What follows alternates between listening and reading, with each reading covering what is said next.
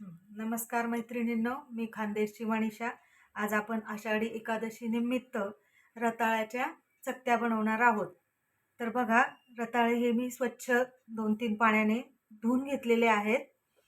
आता आपण त्याचे साल काढून घेऊया आणि मग ते किसून घेणार आहोत।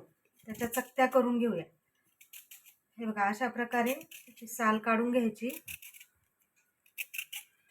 हे मध्ये मध्ये काही असे खराब पण निघू शकतात बरं का, तर ते बघून घ्यायचे। त्याला कावळी लागलेले असं म्हणतात, तर ते खराब पण निघू शकतात। तर ते खराब भाग बघून काढून घ्यायचा, त्याच्यामुळे त्याची चव पण बिघडू शकते। असे पाण्यात टाकून घ्यायचे। अशा प्रकारे आपण आता सगळे साल काढून पाण्यात टाकून घेऊया। सावली पडते का? हे बघा मैत्रिणींनो, आता आपलं हे एक रताळ, हे बघा, आता आपण रताळे साल काढत असताना हे रताळ बघा किती खराब निघालेलं आहे। तर असं रताळ निघालं तर टाकायचं नाही बिलकुल, कारण त्याची चव इतकी खराब आणि घाण लागते। आपल्या सगळ्या चकत्या खराब लागतील आणि टेस्ट बिघडून जाईल। असं असलं की बाहेर काढून टाकून द्यायचं ते। हे बघा, अशा प्रकारे आपले आता सगळे साल काढून स्वच्छ पाण्यात टाकून ठेवले। हे पाण्यात नाही टाकले तर लगेच काळे पडतात, त्याच्यामुळे ते पाण्यातच राहू द्यायचे। आणि पाण्यातून आता आपण चकत्या करून घेऊया सगळ्यांच्या। हे बघा, अशा गोल चकत्या करून घ्यायच्या।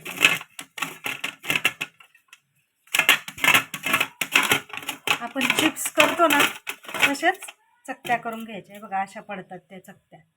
अशा सगळ्या रताळ्याच्या आता आपण चकत्या करून घेऊया। चला, तर मग अशा प्रकारे आपल्या ह्या चकत्या स्वच्छ धुवून तयार झालेल्या आहेत काप करून। आता आपण फोडणी देऊन घेऊया।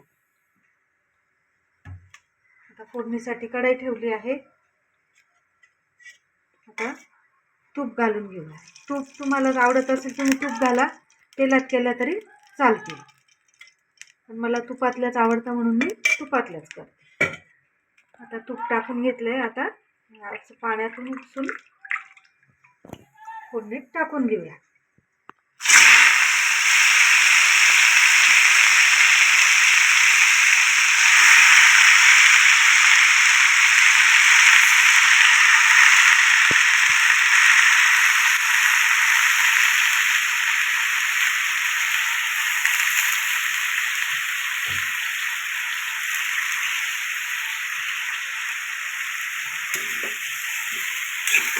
खाली वर करून घ्यायचा।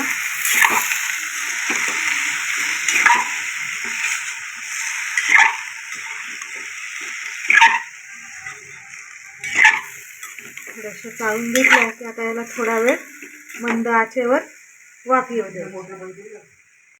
चला, तर मग आता आपल्या चकत्यांना वाफ आलेली असेल, पण आता साखर घालून घेऊया।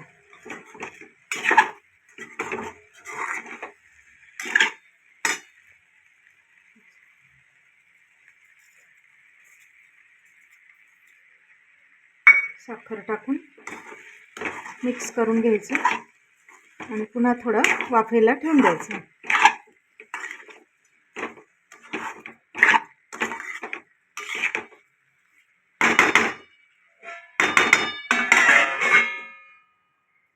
चला, आता आपण बघून घेऊया आपल्या रताळ्याचे काप कसे शिजले आहेत। बघू शकता, हे बघा किती छान मस्त झालेले आहेत, एकदम कोरडे। अशा प्रकारे आपले हे रताळ्याचे काप तयार झालेले आहेत, खाण्यासाठी तयार।